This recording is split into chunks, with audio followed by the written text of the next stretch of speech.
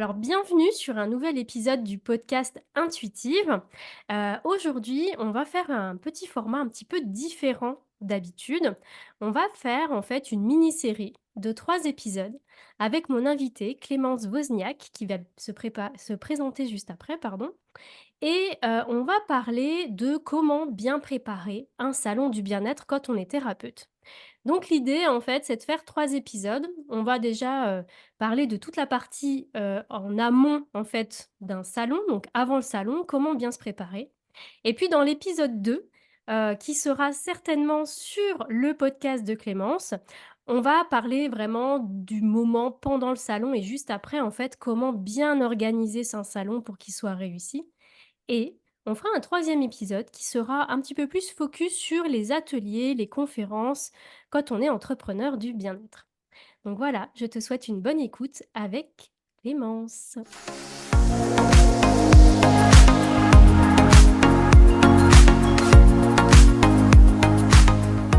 Bonjour Clémence, Bonjour. comment tu vas?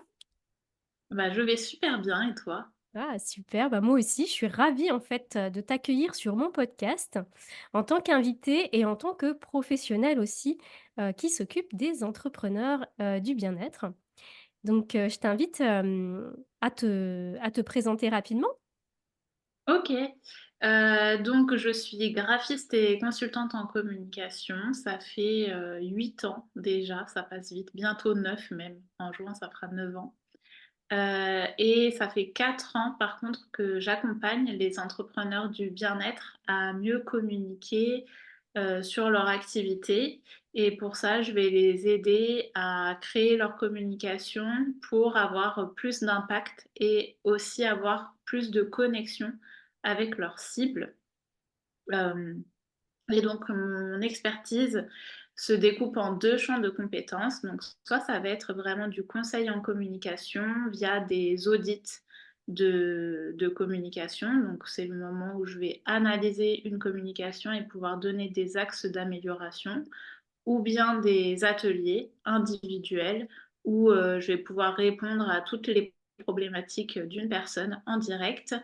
Ou sinon, ça va être du coup plus sur la partie graphique, où, là je vais, créer, par exemple une identité visuelle, qu'on va décliner sur différents supports de communication, que ce soit imprimé ou digital. Et en parallèle, puisque, il n'y a pas que ça, maintenant je suis également certifiée en tant que praticienne énergétique depuis, mars 2024. J'aimerais, également développer cette activité en parallèle de mon activité Oh, principale, pour faire, ces 2 choses. Voilà. super! Ah, c'est génial, j'adore. Ouais, donc en Mmh. fait, tu as une activité qui est plutôt complète, au final entre, le côté audit et le côté proposition aussi d'identité, visuelle, donc ça, c'est vraiment top. Ouais. D'où, ton expertise va nous être, précieuse aujourd'hui dans cet épisode quand on va parler de justement de comment bien préparer les salons. Moi, je vais me représenter rapidement, pour ton audience qui me connaît peut-être pas. Mmh. Donc moi, je suis, Romy Souza, je suis business coach holistique pour les entrepreneuses intuitives. Donc qu'est-ce que ça veut dire en fait? C'est que je suis coach business pour les thérapeutes, les coachs, les praticiennes en médecine douce, ou, les professionnels de l'invisible aussi. Et je les accompagne en fait à développer leur activité de manière intuitive, mais aussi simple et légère pour justement en fait, bah, on va dire inventer leur propre métier qui leur correspond vraiment à leur vibration et aussi sans forcément utiliser des stratégies qui ne sont pas alignées. Et c'est, je pense notamment aux réseaux sociaux, il y en a beaucoup qui ont des freins par rapport à ça et l'idée, en fait, c'est que je leur dis toujours: «Je vous ferai jamais faire des choses, qui sont pas alignées avec vous». Donc voilà, moi je les aide vraiment à développer cette activité, à se faire connaître, à trouver des clients, mais aussi avec toute la partie, bah, spiritualité où justement on va venir bien s'ancrer, on va venir faire des exercices de visualisation, par exemple du client idéal, ce genre de choses. Donc voilà, donc c'est pour ça que, je trouvais que nos deux compétences en fait étaient bien intéressante justement sur ces questions, du salon parce que, ben, il y a 2 grands temps forts dans une année. Il y a on va dire le printemps et l'automne où en fait c'est un peu les périodes des salons Et quand on est thérapeute, praticien bien-être, généralement, on a envie de participer à des salons et on ne sait pas trop comment faire ou alors on le fait un petit peu de manière, bancale. Et en fait, l'idée mais dans toute la quand je dis ça, c'est avec tout mon amour et ma bienveillance, bien sûr. L'idée de cet épisode, c'est qu'avec Clémence, on va vous donner tous les conseils. Enfin, on va essayer en tout cas d'être le plus exhaustif possible, pour vous donner tous les conseils pour faire un super salon. Et donc on va débuter, sur le début en fait, avant le salon. Oui. Et justement, quand on se lance, dans l'envie de vouloir, participer à un salon du bien-être, selon toi, quelle est la première chose, à faire et par où il faudrait commencer Mmh. pour participer à un salon? Bah, merci pour ta question Clémence. En fait, je pense qu'avant tout, avant de se relever les manches et dire, «Je vais, participer à un salon, qu'est-ce que je dois faire comme carte de visite?» par exemple. L'idée en fait, c'est déjà de se poser la question: «Pourquoi, tu veux faire en fait un salon du bien-être?» C'est quoi ton objectif en participant à ce salon? Je pense qu'il y a déjà plusieurs questions à se poser en amont, avant même de prospecter, on va dire, sur les salons qui existent. Déjà, voilà, pose-toi la question: «Pourquoi tu veux faire ce salon?» Est-ce que c'est, pour obtenir, plus de clients, plus de rendez-vous? Par exemple, si tu as un cabinet. Est-ce que, tu veux constituer une clientèle au niveau local? Ça c'est hyper intéressant parce qu'en fait, si tu as un cabinet qui a pignon sur rue et que tu veux des clients, au niveau local, bah, ça va servir à rien d'aller faire un grand salon, super loin de chez toi, par exemple. Donc ça, c'est déjà des questions, à se poser. Hem, Ça peut être, tu veux faire un salon parce qu'en fait, tu lances une nouvelle offre. Tu as créé une formation, un atelier, une retraite de femmes, peu importe et tu veux justement, bah, vendre cette offre, en faire la promotion, la faire connaître. Ça peut être une idée, ça peut être pertinent. Aussi, quand tu veux faire un salon, la question à se poser, c'est est-ce que, tu y vas pour vendre tes offres? Ou est-ce que tu y vas pour faire du réseautage? Est-ce que tu y vas pour constituer, en fait, une liste de contacts clients potentiels? Heu, Tout ça, en fait, c'est hyper intéressant et à se poser comme question et aussi, est-ce que tu y vas pour réseauter? Pour créer du lien avec, d'autres professionnels? Parce que potentiellement, je sais pas, peut-être que tu as envie de monter des partenariats, peut-être que tu as envie de créer des offres avec d'autres thérapeutes et cetera. Donc, est-ce que c'est pertinent de tenir un stand ou est-ce que c'est pertinent d'y aller en tant que visiteur? Tu vois? Et te faire connaître. Tu vois? Se dire: «OK, est-ce que si tu y vas pour réseauter, est-ce que ça vaut vraiment le coup d'avoir ton stand?» Ça peut être, Mmh. une question à se poser. Aussi, est-ce que tu y vas pour augmenter ta visibilité, pour te faire connaître ou, faire passer un message aussi? Ça peut être intéressant. Par exemple, si tu as une pratique, qui a un peu, voilà, des croyances un peu limitantes sur cette pratique ou, si, c'est une pratique qui est pas très connue. Il y a des méthodes, tu vois, qui viennent un petit peu de sortir, hein, on ne connaît pas tout. C'est un petit peu faire connaître cette pratique, démystifier un petit peu certaines croyances qu'il peut y avoir autour avec, en fait, les gens que tu vas rencontrer au salon. Donc ça, en fait, si tu veux, c'est tout plein de questions, pour moi en tout cas, en tant que business coach, qui me paraissent pertinentes à se poser, avant de faire un salon. Et surtout, se dire: «Est-ce que participer à des salons fait partie de ma stratégie?» Alors stratégie, c'est pas un gros mot, hein. Je le rappelle, en fait, la stratégie, c'est juste se dire quelles actions tu vas mettre en place pour atteindre tes objectifs. Et de se dire, bah, est-ce que par exemple, toi, je sais pas, tu as une boutique ésotérique, tu vends des pierres de lithothérapie. Est-ce que ça fait partie de ta stratégie de vendre en salon? Et de pas forcément avoir de boutique physique, tu vas faire plein de salons pour vendre, tes produits et puis le reste du temps, ça va être de la vente en ligne, par exemple. Est-ce que ça fait partie de tes objectifs? Hem, voilà, après, qu'est-ce que je pourrais dire d'autre? Ouais, est-ce que ça fait partie de ta stratégie? Est-ce que tu veux en faire plusieurs ou tu veux, faire, par exemple, un ou 2 salons pour tester? Voilà, c'est vraiment, se poser, on va être les questions de base avant de prospecter. Ouais, et c'est super intéressant parce que je pense que peut-être que tu as l'intention d'en parler plus tard durant ce podcast, mais je pense que c'est intéressant aussi d'aller visiter plusieurs types de salons différents, plus ou moins grands, à différents endroits pour voir un peu l'esprit des différents salons et voir ce qui peut nous correspondre en fonction de notre personnalité et de la manière dont on a envie de se mettre en avant aussi.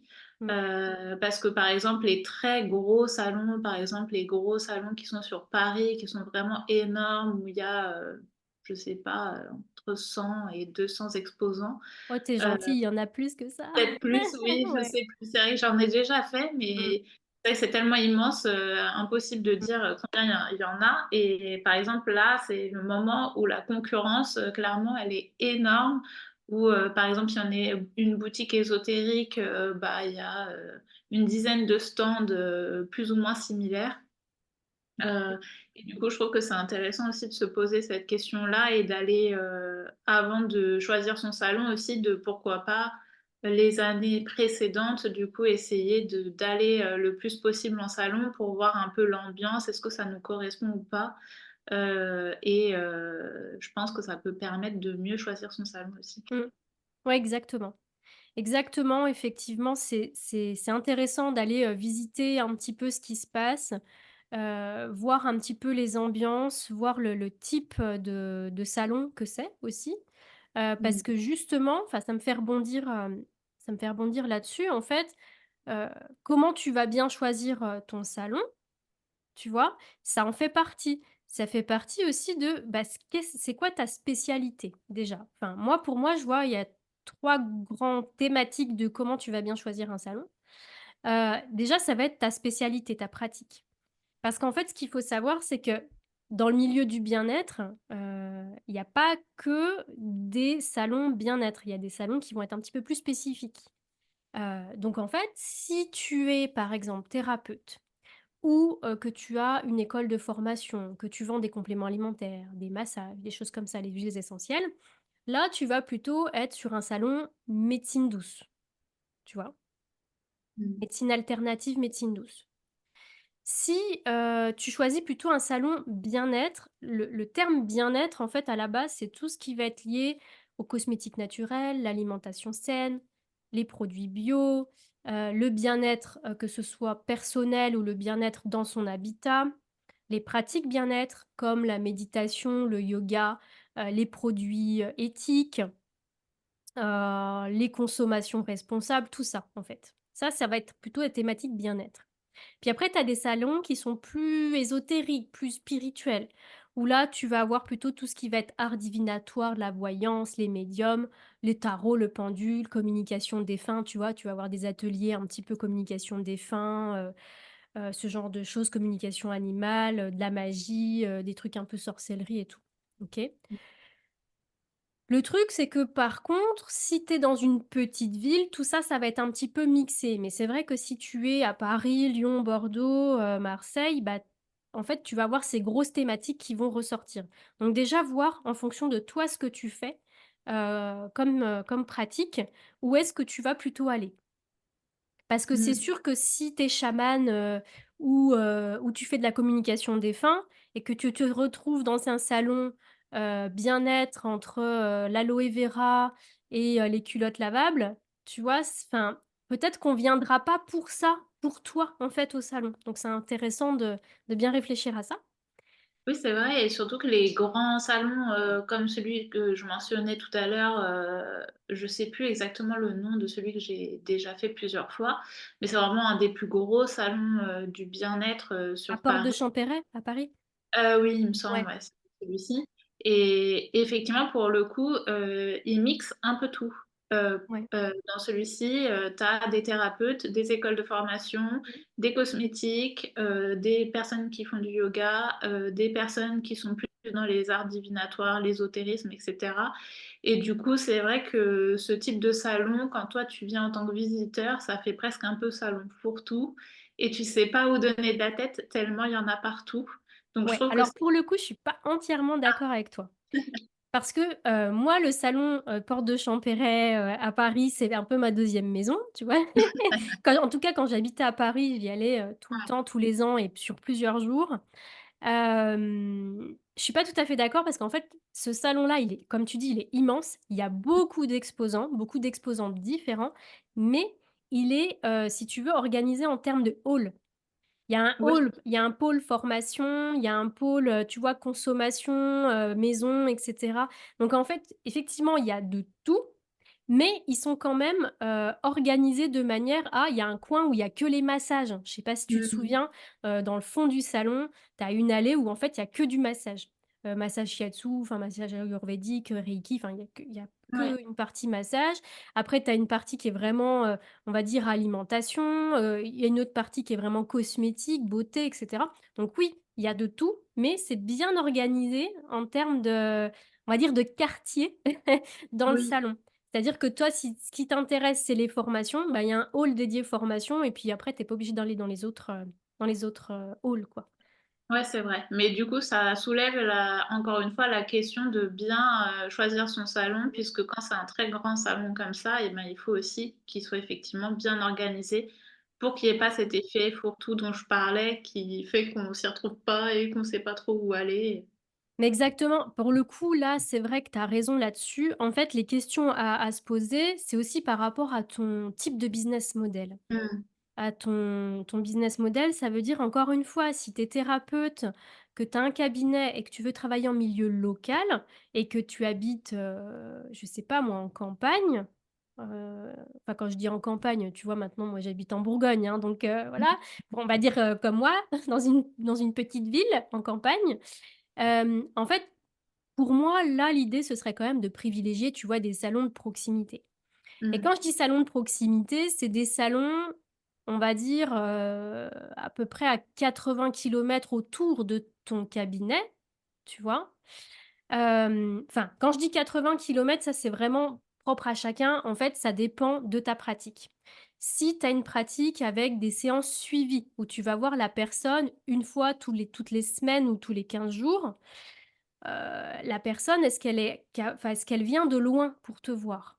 Tu vois? Ou est-ce que c'est vraiment au niveau local dans ta ville? Par contre, si tu fais une séance one shot, par exemple de l'hypnose, qui est très efficace en une fois, la personne, elle va être capable de faire 100 kilomètres pour venir te voir, mais elle vient te voir qu'une fois. Donc mmh. après ça, c'est à voir aussi par rapport à comment toi tu travailles. Mais effectivement, pour quelqu'un qui a un cabinet qui a pignon sur rue, comme j'aime bien dire, heu, tu vois la petite sophrologue qui habite en Bourgogne, elle va enfin, si elle veut faire un salon à Lyon ou à Paris, c'est pas forcément pertinent, tu vois? Mmh. Si elle travaille dans son cabinet. Après, si elle fait du distanciel, ça, c'est autre chose. Donc tu vois, tout se réfléchit, en fait. Ouais, c'est vrai.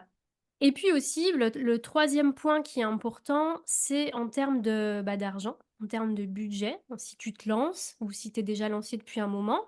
Et puis savoir aussi que, bah, tu as des salons qui sont plus ou moins chers, en fait. Parce que, tu as des salons, bah, comme on parlait tout à l'heure du salon Porte de Champéret à Paris. C'est un salon avec, beaucoup d'exposants qui est sur plusieurs jours. Donc, tu peux vite mettre un gros billet sur la table pour, avoir très peu de mètres carrés et cetera. Sachant qu'il y a des salons qui, en fait, plus tu demandes de choses et plus tu payes. C'est-à-dire en termes de tu vas payer en termes de nombre de mètres carrés, de ton besoin, si tu as besoin d'une table, d'une chaise ou 2, si tu fais une conférence, si tu es seul ou accompagné, enfin voilà. Tu vois? Tu Mmh. vas en fait rajouter, comme des options en fait, payantes. Donc si tu débutes et que tu es plutôt, une thérapeute, tu vois, qui a un cabinet et que tu as pas forcément trop les moyens financiers, moi je te conseillerais plutôt d'aller sur des petits salons organisés par des associations où ce sera peut-être un petit peu moins cher, mais avec une ambiance un petit peu plus familiale, plutôt que d'aller sur des gros salons qui vont te demander un gros investissement financier et encore une fois, après ça se calcule en termes de retour sur investissement. Tu vois, si tu es une sophrologue qui fait de la enfin, je prends tout le temps l'exemple de la sophrologie parce que moi, je viens de base de la sophro. Mmh. Mais si, par exemple, tu fais payer une séance d'1 heure 60 € et que tu vas sur un gros salon qui te coûte, je sais pas moi, presque 1 000 €, on va arrondir, on va parler avec des chiffres ronds, il faut quand même que tu signes du rendez-vous pendant ton salon, tu vois? Ah, c'est clair. Pour Mmh. rentabiliser. Donc après, voilà, tout ça, en fait, ça se calcule. Ouais. Ouais, c'est intéressant ce que tu dis et d'ailleurs, pour, choisir son salon, on peut peut-être déjà se tourner, autour de gens qui ont déjà participé à d'autres salons et peut-être aussi contacter les organisateurs, des salons qu'on vise aussi.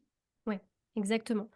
Oui, tu peux demander, si tu as dans ton entourage des amis thérapeutes, des collègues qui ont déjà participé à des salons pour voir un petit peu, prendre la température. Tu peux très bien leur poser la question. Après encore une fois, un collègue, n'a pas forcément les mêmes, façons de travailler, la même business model que toi, le même budget et cetera. Ouais, Donc c'est vrai. encore une fois, tout ça enfin, ni la même stratégie, tout ça. Donc tout ça se pose un petit peu, aussi par rapport à toi, ce que tu veux et cetera. Maintenant, oui, tu peux très bien prospecter, des salons et contacter directement les organisateurs. Donc comment tu fais ça? Soit en fait, bah, tu vas participer à des gros salons et donc à ce moment-là, tu vas directement sur le site internet du salon parce que ces Mmh. salons-là ont un site où, tu vas demander en fait un devis. Pardon.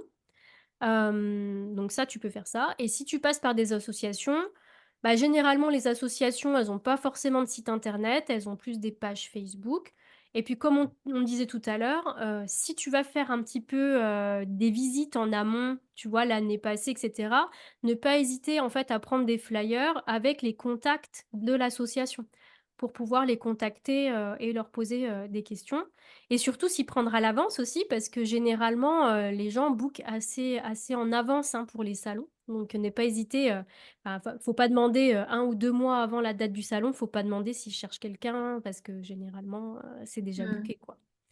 Donc tu dirais que Après, c'est combien de temps avant du coup? C'est 6 mois avant ça minimum? dépend de la taille du salon. Si Mmh. c'est de l'association ou si c'est du gros salon, tu vois, comme à Porte de Champéret, moi j'avais déjà demandé à l'époque quand j'habitais Paris, des informations. J'ai même envie de te dire, sur des gros salons comme ça, faut s'y prendre au moins 1 an à l'avance. Parce que Mmh. généralement, c'est souvent les mêmes qui reviennent, tu vois? Oui. Et qui réservent leur place à l'avance. Sachant que plus tu vas te réserver à l'avance, plus tu auras de chances de choisir ta place, on en reparlera peut-être au niveau de ton stand. Sur les plus petits salons, ouais, je dirais bien quand même 6 mois à l'avance et puis après à voir si c'est des petites associations qui sont un peu en retard et cetera, vaut mieux Mmh. quand même dire: «Oui, voilà, je suis intéressé», parce que tu vas peut-être faire partie de leur liste d'attente, quoi. Donc ouais, quand même s'y prendre à l'avance. Après, quelles questions tu peux poser aux organisateurs? Ben, déjà, tu peux demander, bah, combien il y avait eu de visiteurs l'année passée? Pour voir un petit peu toi, est-ce que ça vaut le coup ou pas pour toi? Si c'est un tout nouveau salon, ben, à peu près combien de personnes, ils attendent en tant que visiteurs? Tu peux demander effectivement si c'est une première édition, parce que si c'est une première édition, tu peux te dire que c'est pas très, très connu, donc Mmh. il peut y avoir moins de visiteurs. Faut vraiment qu'il y ait des efforts qui soient faits, en termes de communication. Donc ça, c'est intéressant à demander. Voilà, est-ce qu'il y a eu d'autres salons avant? Tu peux demander justement, est-ce qu'il y a un plan de com? Mais je pense que toi, tu en reparleras peut-être un petit peu mieux Mmh. plus tard, mais effectivement, poser la question, bah, comment ils font pour communiquer? Est-ce que c'est juste un événement sur Facebook? Est-ce qu'il y a des affiches? Est-ce qu'il y a un budget publicitaire? Est-ce qu'ils font de la communication, tu vois, dans les journaux locaux, à la radio, pub internet, banderole, enfin ce genre de choses, quoi. C'est important parce que surtout sur des petits salons pas connus, ouais. Oui, si en plus il y a peu de communication, on peut s'attendre à ce qu'il y ait, vraiment très peu de monde, quoi. Ouais, ça peut faire l'effet flop, hein, Mmh. effectivement. Bah, oser poser la question sur le côté financier, combien ça Mmh. coûte? Ça, c'est important et aussi, est-ce qu'on peut faire des conférences ou des ateliers? Ça, c'est intéressant parce qu'en fait, enfin, moi, je vous le recommande. Tout le monde n'est pas forcément à l'aise, pour faire des ateliers ou des conférences. Et moi, je le recommande, vivement en termes, de pour montrer ton expertise, Ouais. et gagner aussi en visibilité sur le salon, c'est hyper important. Ouais, c'est super puissant. Souvent, ouais. C'est vrai que j'ai fait un salon en tant que visiteuse, je crois que c'était en novembre. Pour le coup, c'est dans une petite ville à côté de chez moi. C'était un petit salon, c'était la première fois qu'ils organisaient un salon. Et toutes, enfin plus ou moins toutes les exposantes ont proposé chacune un atelier. On pouvait s'inscrire pendant la journée à l'atelier en question. Donc c'était un groupe quand même limité de personnes. Et du coup, selon les métiers que les personnes avaient, elles proposaient un atelier en rapport avec leurs compétences et on pouvait tester en direct un peu leur savoir-faire. Et par exemple, moi j'ai fait un atelier du coup de constellation familiale et c'est comme ça que j'ai découvert cette pratique et j'ai trouvé ça hyper puissant et hyper intéressant et en plus ça nous met direct dans le bain de la pratique en question Mmh. enfin en plus ça m'a vraiment marqué, hein. C'est quand même une pratique qui est assez spécifique et du coup je sais que si un jour j'ai envie de faire de la constellation familiale, potentiellement j'irai contacter la thérapeute qui nous a fait cet atelier, donc c'est clair que ça Mmh. c'est super puissant de proposer des ateliers en direct avec les participants, enfin les visiteurs du salon. Mmh. Ouais, exactement. Et ça, c'est pour moi, c'est vraiment important. Comme tu le disais, tu as eu une belle expérience qui s'est bien passée, tu as découvert une pratique et du coup, tu te dis: «Bah, si un jour je dois faire appel ou peut-être recommander quelqu'un, je recommanderai cette personne ou j'irai voir cette personne». Donc vraiment, c'est laisser un peu ta trace, tu vois, en tant que thérapeute, donc c'est intéressant, hem, de proposer ça. Après, je comprends qu'il y a des personnes qui sont pas forcément à l'aise et puis peut-être que toutes les pratiques, tu vois, ne s'y prêtent plus ou moins bien, mais il y a toujours Ouais. quelque chose à dire, il y a toujours quelque chose à faire. Heu et ça me fait rebondir aussi sur, une question qui me paraît hyper importante à demander aux organisateurs, quand tu prospectes pour un salon. C'est, parce que tu en as parlé tout à l'heure avec la litho, Mmh. avec les boutiques ésotériques et tout, c'est vraiment poser la question: «Est-ce qu'il y a d'autres exposants qui font la même chose que moi?» Parce que tu vois, il y a pas très longtemps, bah, là, l'automne dernier, pareil, je vais faire un salon. Moi, j'adore faire les salons, hein. Quand c'est la saison des salons, tous les week-ends, j'ai quelque chose de prévu. J'adore ça, mais juste en tant que visiteur, hein, tu vois? Ouais, J'y vais ouais. pas pour, prospecter ou quoi, même si bon, bah, des fois, voilà, on me demande une carte de visite, j'en ai jamais sur moi. Enfin bref, ça fait pas pro, mais bon, j'y vais pour le plaisir surtout et en fait, pourquoi je disais ça? Oui, il y a pas très longtemps, j'ai fait un salon. Et en fait, c'était un petit salon, il y avait peu d'exposants, mais il y avait 3 personnes qui faisaient de la litho, quoi, qui Mmh. vendaient des pierres et minéraux et je trouvais ça un petit peu dommage parce que du coup, ça crée une ambiance un petit peu compétitive entre les exposants. Donc ça, j'ai trouvé Ouais. ça un petit peu dommage. Ouais, c'est vrai et puis, surtout que dans ces cas-là, je pense que si effectivement on se retrouve à plusieurs, métiers, similaires à exposer, dans ces cas-là, j'imagine qu'il faut aussi, bien préparer son offre et comment on parle de son offre. Ouais. Parce que c'est aussi comme ça qu'on peut se démarquer, des autres et Mmh. mettre en avant sa singularité. Ouais, exactement. Après, alors je rebondis quand même là-dessus parce que c'est important. C'est pas parce que vous êtes dans le milieu du bien-être que tout le monde est bienveillant. Moi qui évolue dans ce milieu depuis bien des années, et moi j'ai une nature un peu, tu vois, un peu, enfin pas bisounours, mais, à voir tout le temps le bon dans les gens. Et en Mmh. fait, parfois je me suis rendu compte de choses, j'étais un petit peu interloquée, un petit peu, déçue de certaines personnes et c'est vrai que c'est les gens, il y en a, hein, qui font des salons, c'est important pour eux en termes de chiffre d'affaires et ça peut effectivement te mettre un petit peu des bâtons dans les roues et cetera. Donc il y a pas que des personnes bienveillantes, voire même il y a des personnes qui peuvent t'envoyer quelques pics au niveau énergétique. Enfin bref, on en reparlera dans comment se préparer, tu vois, au moment du salon, mais c'est important d'avoir cette, notion-là quand même.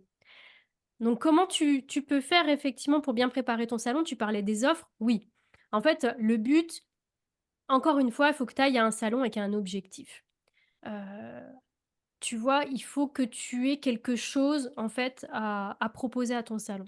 Donc ça peut être une offre phare, hem, soit comme je te le disais tout à l'heure, tu as une nouvelle offre que tu lances, un atelier, une retraite, une formation, quelque chose, ça va être ton offre phare, ton même si tu proposes plusieurs offres, en fait, pour éviter le côté un peu fourre-tout et ne pas marquer les gens, tu vois, au niveau de l'esprit, vas-y quand même avec une offre phare, tu vois? Même si tu proposes, plein de choses, après tu peux toujours bon, de toute façon tu en parleras, mais tu peux toujours avoir une plaquette avec le détail de tes offres, mais va dans l'idée de, voilà, tu y vas avec une offre phare. Aussi, ce qui est intéressant, c'est de travailler peut-être, un prix spécial salon, parce qu'il y a des gens qui viennent spécialement pour ça. Donc ça peut être un tarif réduit, valable uniquement pendant la durée du salon ou quelques jours encore après le salon, tu vois? Ça, c'est important d'aller travailler. Donc soit c'est une réduction du prix, soit c'est un tu vois, un package un petit peu spécial, pour le salon. Ça Mmh. dépend de ce que tu proposes. Tu peux y aller aussi avec une offre découverte de tes produits ou services. Donc ça, c'est, alors pour moi, c'est important.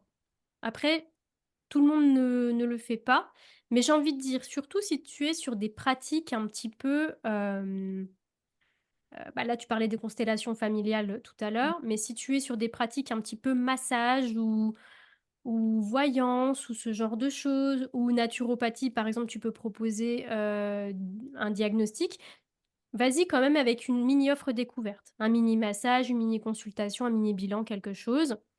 Parce que ça va permettre en fait aux visiteurs de goûter un petit peu à ton expertise, à ton énergie, à prix réduit parce que si elle ne connaît pas la pratique, bah, elle ira peut-être pas forcément sur cette pratique-là, tu vois? C'est une porte Mmh. d'entrée. Hem, donc vraiment ça peut être intéressant et puis ça peut aussi déboucher sur un rendez-vous, soit sur le salon ou soit la personne qui revient te voir, ou qui te recontacte un petit peu plus loin, tu vois? Donc ça c'est intéressant. Puis toi aussi, en tant que thérapeute, il faut pourquoi pas être force de proposition, pourquoi pas proposer une séance ou un rendez-vous après ta mini consultation. Mmh. Sans forcer bien sûr, hein, sans être, voilà, non plus, le vrai requin, mais ne pas hésiter parce qu'il y a des gens qui pensent pas forcément. Tu vois, tu es un peu dans l'euphorie du salon, tu découvres plein de choses et en fait, des fois tu as une problématique en tant que visiteur et tu vas aller à un salon pour voir peut-être, bah, qu'est-ce qui me correspond que de enfin, comment je peux régler cette problématique? Donc pourquoi pas proposer effectivement un rendez-vous à cette personne si c'est cohérent, avec. Heu, Pourquoi pas préparer un jeu concours, tu vois? Pour récol Alors là, pour le coup, le jeu concours, c'est vraiment pour récolter des contacts, mais je tiens quand même à à faire un point là-dessus, c'est que c'est pas toujours ce qu'on appelle dans le marketing, des prospects qualifiés. C'est-à-dire que c'est pas forcément des gens, qui, s'intéressent vraiment à ta pratique. C'est des personnes, voilà, qui aiment bien jouer, qui ont le côté un petit peu, je vais gagner quelque chose et qui peuvent s'inscrire au jeu concours. Donc voilà. Après, à bien préciser, voilà, quand est-ce que tu fais le tirage au sort, qu'est-ce qu'ils gagnent et cetera. Mais voilà, si c'est des gens qui sont pas trop intéressés,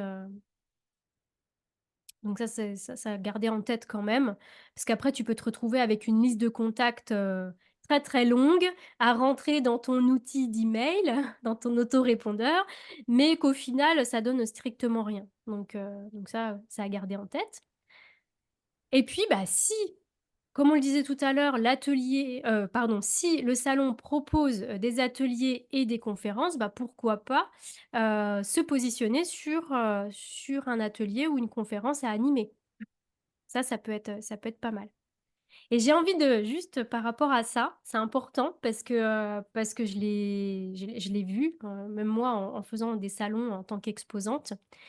Si tu proposes une conférence ou un atelier, vérifie auprès des organisateurs que sur la plaquette, sur l'affiche du salon, il y ait bien ton nom, ton prénom ou ton entreprise, ce que tu fais, à qui tu t'adresses et puis un titre clair de la conférence ou de l'atelier. Bon ça, on en reparlera plus peut-être Mmh. quand on parlera de la conférence ou de l'atelier, mais c'est important parce qu'en fait, parfois, on voit juste qu'il y a des conférences, mais on voit pas le détail. Donc c'est un peu dommage parce qu'il y a des gens qui peuvent se déplacer uniquement, en fait, sur, la thématique d'un atelier ou d'une conférence. Oui, c'est vrai. Mmh. Ouais et j'ai envie même de dire, si tu proposes un atelier ou une conférence, il faut que celle-ci réponde à un vrai besoin de ta clientèle de cœur, de ton audience. Si bah, je reprends encore l'exemple de la sophro. Si tu fais de la sophro et que tu fais, une conférence qui s'appelle «Qu'est-ce que la sophrologie?» toi, ça donne pas trop envie d'y aller, quoi. Tu dis: «Oui, OK, bon, on va me faire une définition de la sophro, voilà. Par contre, si tu réponds à une vraie problématique et que là, tu fais quelque chose, par exemple, comment mieux dormir avec la sophrologie ou la sophrologie pour booster sa confiance en soi, là, tout de suite, ça donne un peu plus envie aux personnes concernées, tu vois? Mmh. C'est plus concret. Mmh. Ouais, c'est ça. Donc heu, donc voilà, bien préparer, ça passe aussi par ça, avant de penser Ouais. au matériel. Et puis j'ai même envie de rajouter quelque chose, c'est qu'une fois que tu sais que tu vas participer à un salon, bah, c'est de commencer déjà à en parler autour de toi. En parler à tes clients, en parler, peut-être sur tes réseaux, tu vois? Pour leur donner envie de venir te découvrir, au salon, te faire un petit coucou. Oui, c'est vrai, c'est super Mmh. important et ça, je pense qu'on va en reparler aussi, quand on va aborder la partie plus, communication et avant, peut-être de parler de communication, est-ce que, à ton avis, il y a aussi des emplacements, spécifiques à privilégier par rapport à son stand? Est-ce que, si on a l'occasion de demander d'être à tel endroit plutôt qu'un autre, est-ce que c'est, bah, c'est intéressant et important de pouvoir se positionner par rapport à ça? Alors, selon moi, oui. Si tu as la possibilité de demander, et de choisir ton emplacement, fais-le. Après quand tu es dans des très, très gros salons, tu vas avoir la possibilité de choisir le nombre de mètres carrés et cetera, mais pas forcément, enfin, ça dépend des salons, mais parfois, tu as pas forcément la possibilité de choisir. Quand tu es sur des plus petits salons, taille humaine, avec des associations, tu peux parfois t'arranger. Mais ce qui est important de bien retenir ici, c'est qu'un mauvais emplacement, de ton stand peut carrément plomber ton salon. Donc c'est pas à négliger.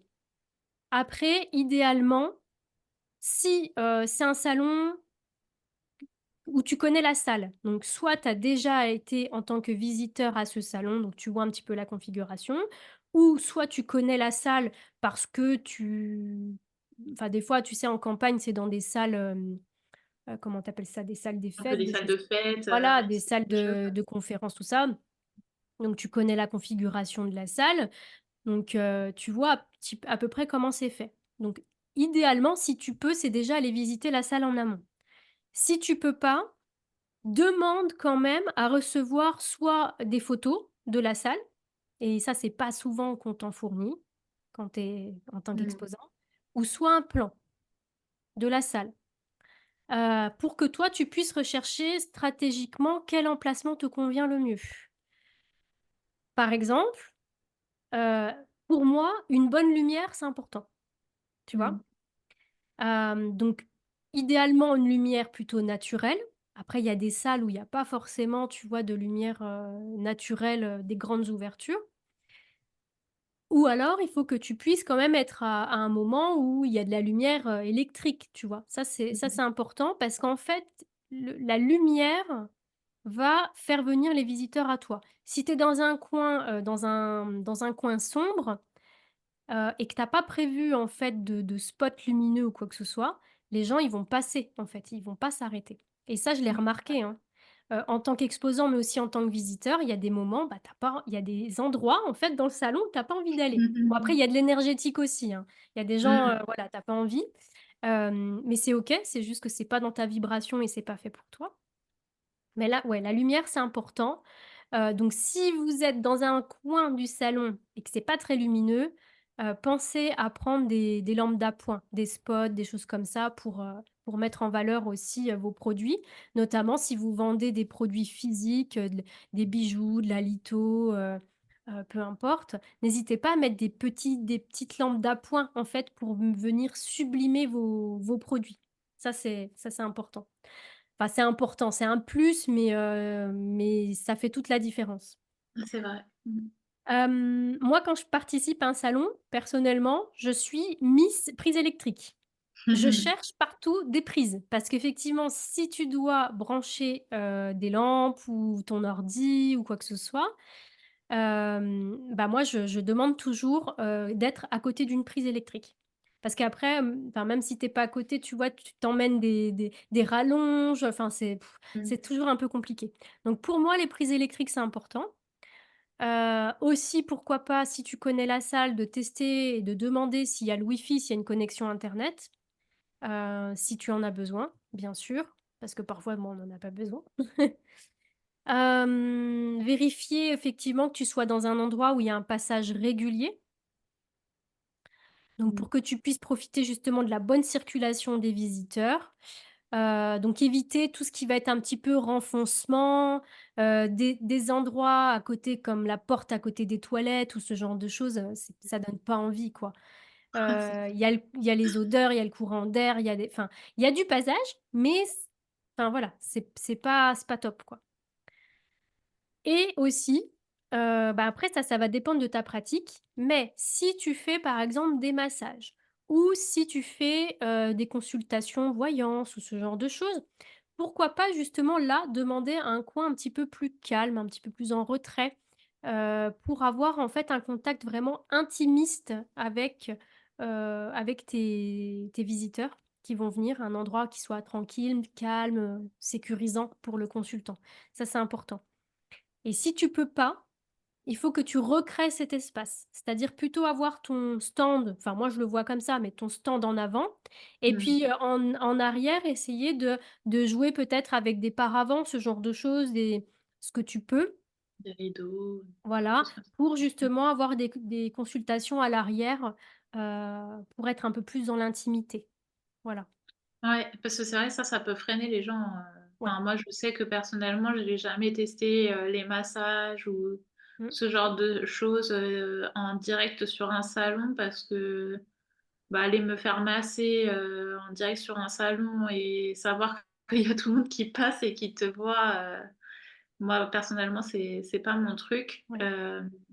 Après, c'est vrai que pour la personne qui pratique, donc l'exposant, c'est intéressant de pouvoir montrer justement qu'il est en train de pratiquer, comment il fait, et cetera.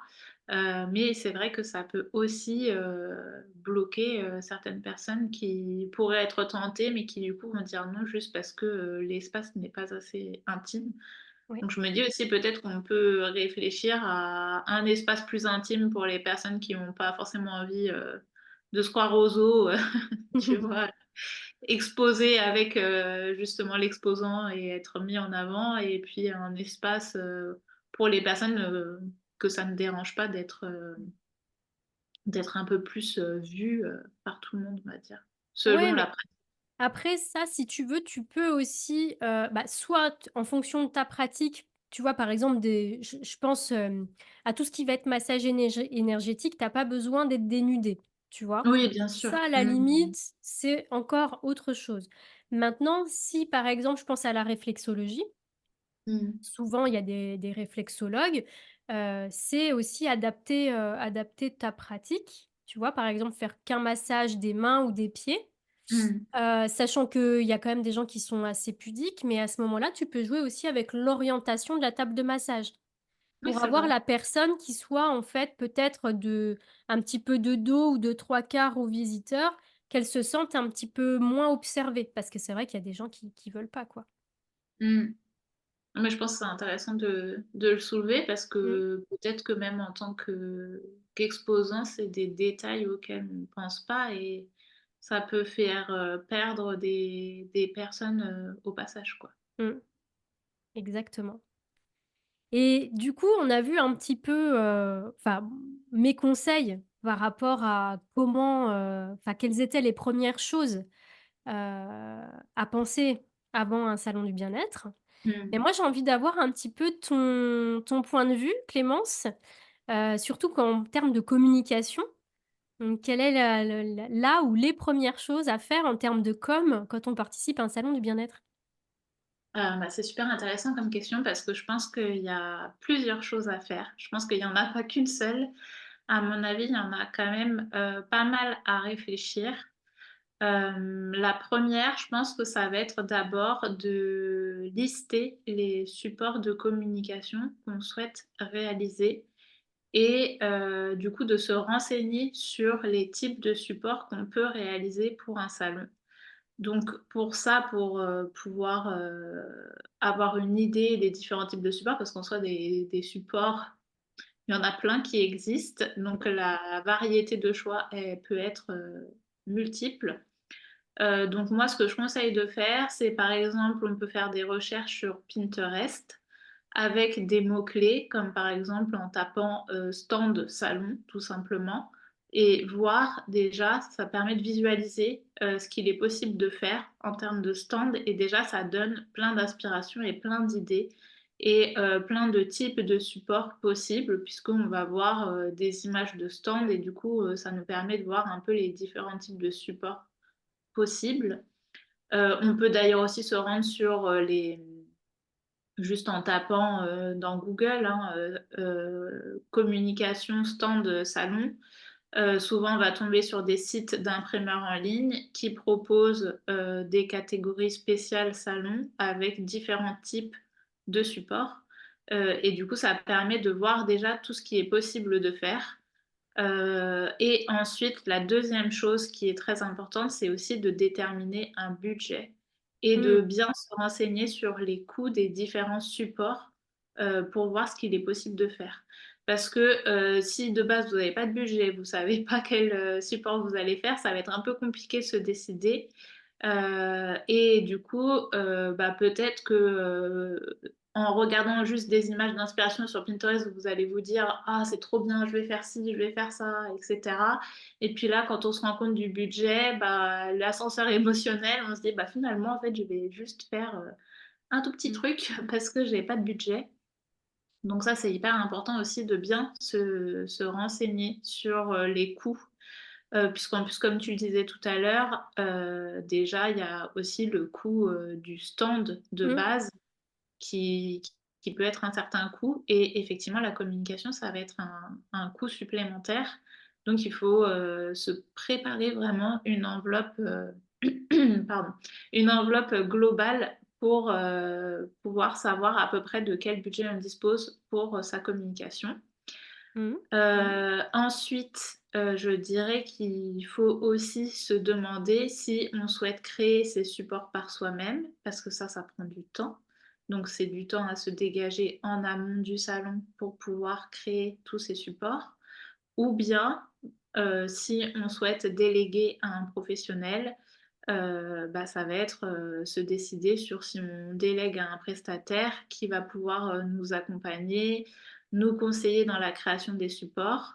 Je pense que c'est un investissement, mais que ça peut, complètement valoir le coup de déléguer à quelqu'un, parce qu'il y a un enjeu qui est assez important, lorsqu'on on expose à un salon. Et bah, si on fait les choses par soi-même, qu'on ne gère pas très bien les outils de communication, qu'on n'est pas très à l'aise et cetera, en fait, il faut se dire que là, ce qui est en jeu, c'est aussi, l'image qu'on dégage. Mmh. Et le visuel, c'est hyper important puisque c'est la première chose qu'on va voir quand on arrive dans un salon et qu'on passe devant un stand.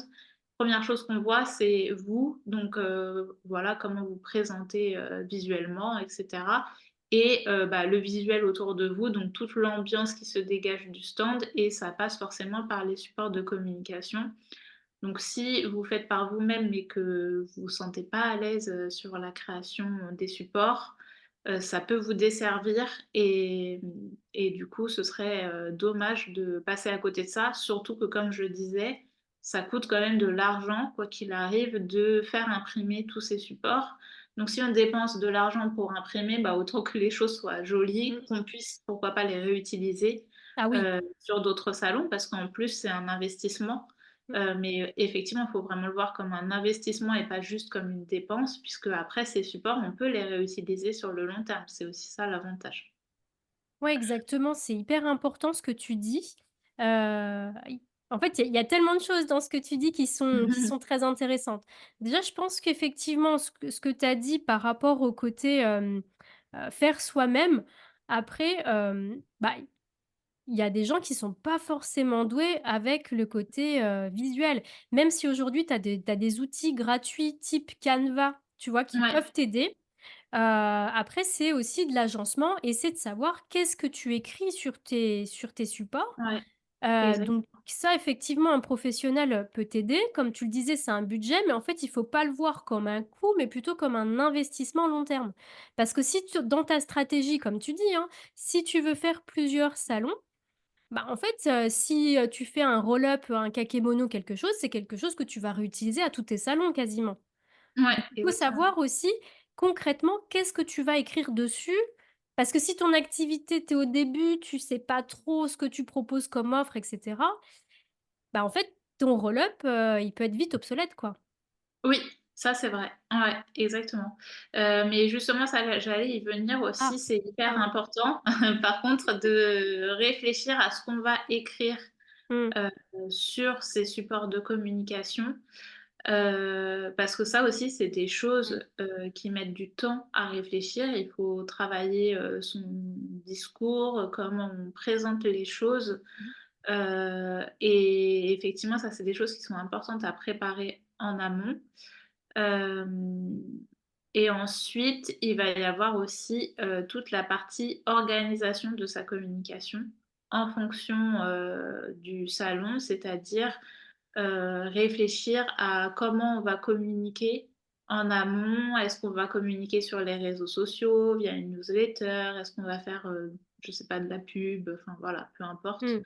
Il y a plein de manières de faire et du coup réfléchir à tout ça aussi puisque finalement en dehors de la création des visuels et des supports qu'il va y avoir sur les salons, et ben, il va y avoir aussi toute la communication pour, faire savoir qu'on va être, présent à tel salon, à quelle date ça va se passer, enfin voilà, toutes ces choses-là qui sont hyper importantes puisque ça permet de faire venir des gens, justement qui vont peut-être venir spécialement pour vous et du coup c'est aussi hyper important et Oui, donc ne par pas compter. Pardon, excuse-moi, mais vas-y, c'est vrai, ne pas compter forcément sur, que les organisateurs. Parce que les vas-y. organisateurs, bien sûr, vont communiquer sur le salon, pour faire venir des visiteurs, mais pas compter que sur eux. Il y a aussi une partie, effectivement à faire soi-même de com, quoi, sur ses propres réseaux et cetera. Oui, c'est Ah. ça Mmh. et du coup, je voulais donner un exemple un peu plus concret. Par exemple, si on est thérapeute, par exemple, on peut reprendre encore l'exemple de la sophrologue. On va peut-être changer parce que si, il y a d'autres pratiques quand même, je sais pas, un autre exemple, Ça peut être plus une hypnothérapeute ou ouais, une hypno ou dans le massage ou ouais. Après en soi, ça fonctionne avec plus ou moins tous les types de métiers, ouais, dans l'univers, des du bien-être, des thérapeutes et bah, une cetera. naturopathe, tiens. Voilà, bah, une naturopathe, par exemple, qui va participer à un salon, bah, peut-être qu'elle va avoir envie de communiquer plusieurs fois sur les réseaux sociaux en amont du salon. Donc moi, ce que je conseille, ce serait plutôt de communiquer à peu près minimum un mois à l'avance, par rapport au salon et là, c'est vraiment un minimum. Je pense que même 2 mois selon les salons et cetera, ça peut être pas mal aussi. Justement pour donner envie aux personnes qui nous suivent ou qui vont nous découvrir pendant les 1 ou 2 mois qui précèdent le salon, d'avoir envie peut-être de nous rencontrer en vrai. Et à ce moment-là, pourquoi pas, comme tu le disais tout à l'heure, organiser des offres spéciales sur lesquelles on peut communiquer également en amont pour donner envie aux gens de venir. Donc, si par exemple on propose des séances découvertes ou un concours comme tu le mentionnais tout à l'heure et ben, ne pas hésiter à communiquer dessus Mmh. même avant, pour justement donner envie aux gens de se rendre sur place et de voir qu'effectivement, il y a des offres spéciales qui sont prévues spécialement que pour le salon et que du coup, c'est qu'en se rendant au salon qu'on va y avoir accès. Hem et par exemple, si à l'inverse, on est, plutôt, une ou un créateur de boutique, holistique, imaginons on a, une chaîne YouTube et on aime bien documenter un peu, ce qui se passe dans les coulisses de notre entreprise et ben, pourquoi pas partager les coulisses d'organisation du salon, ce genre de choses. Parce que ça permet aussi de communiquer, en amont sur le salon d'une manière un peu fun, ludique et de partager un peu les dessous, de l'entrepreneuriat. C'est un exemple parmi Mmh. tant d'autres, mais ça peut être quelque chose, d'intéressant et puis après évidemment, libre à chacun de d'être créatif et de réfléchir à comment on veut communiquer dessus. Mais en tout cas, je pense que c'est des questions importantes Mmh. à se poser et pour moi, c'est vraiment les premières choses, auxquelles il faut réfléchir, quand on décide de participer à un salon. Bah, en tout cas, merci beaucoup pour ces conseils parce que en fait, moi, je vois très bien dans mes clientes comment elles réagissent et je pense que chez toi aussi. C'est que généralement, elles ne savent pas sur quoi communiquer. Ouais. Donc là, Mmh. au moins, tu leur as donné, des pistes un petit peu de sur quoi je communique quand j'ai un salon. Parce que à part dire, bah, à telle date, je suis au salon untel, tu vois, Mmh. c'est très, ça reste très scolaire, en fait, dans la communication et on sait pas trop, bah, comment, on va pas dire recycler le contenu, mais si, tu vois? Comment parler de différentes Ouais. manières d'un même événement, quoi. Ouais et puis en plus, c'est important de communiquer beaucoup, même si on a l'impression qu'on se répète. Parce que pour donner par exemple un exemple, concret, là récemment j'ai participé à une rencontre pour les professionnels du bien-être, donc bon c'est encore autre chose qu'un salon, mais ça reste Mmh. un événement qui était en présentiel, organisé depuis, je pense, quasiment 2 mois presque, donc ça faisait 2 mois qu'on communiquait dessus énormément.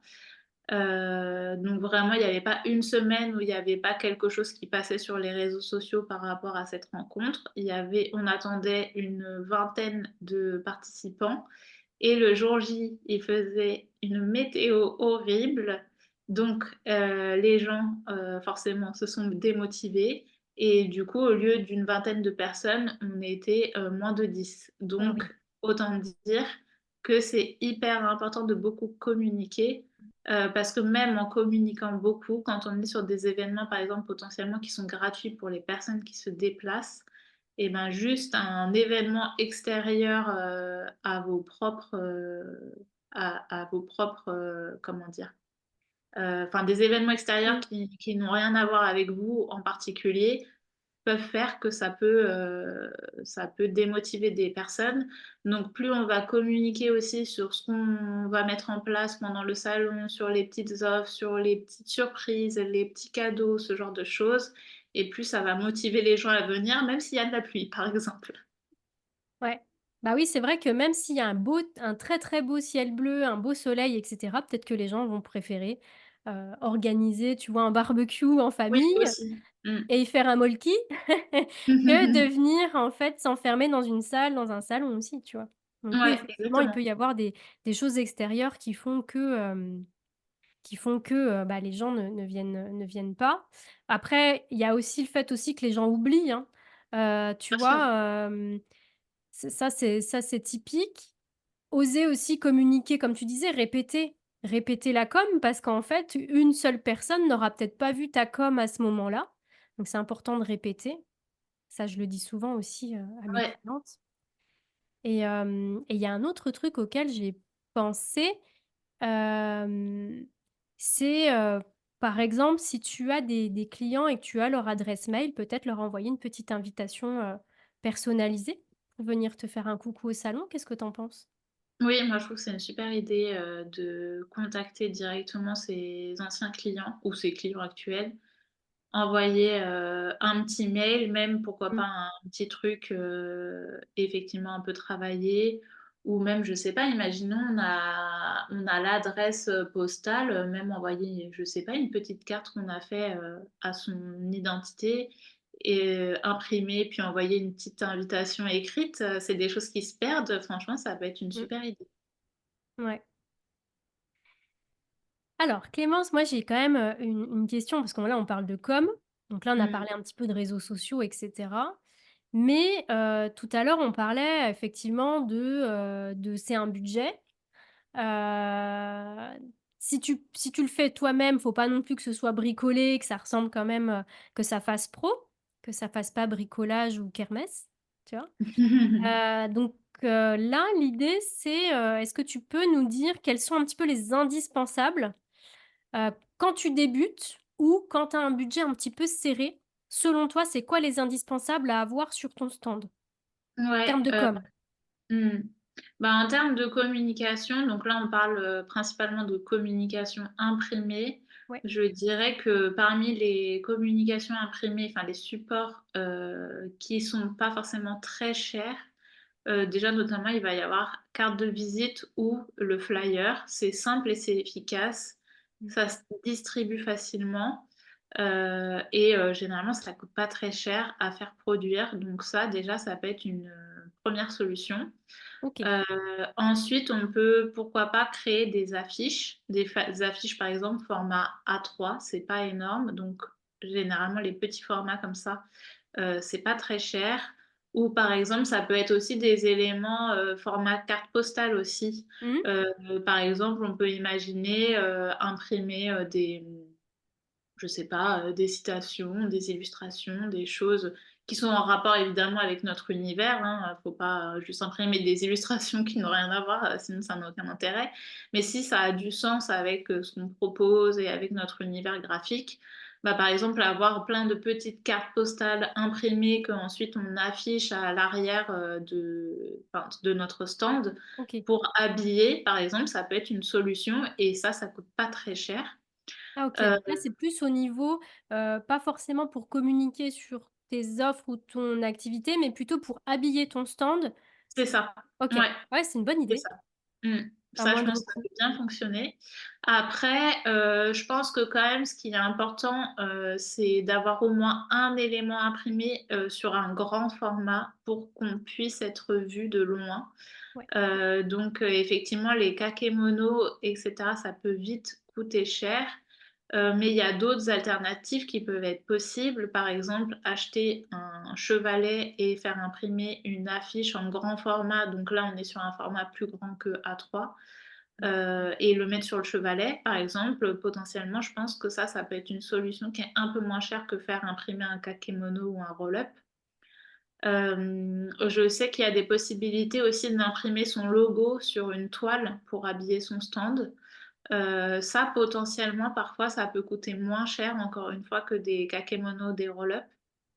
Donc ça peut être une bonne solution aussi.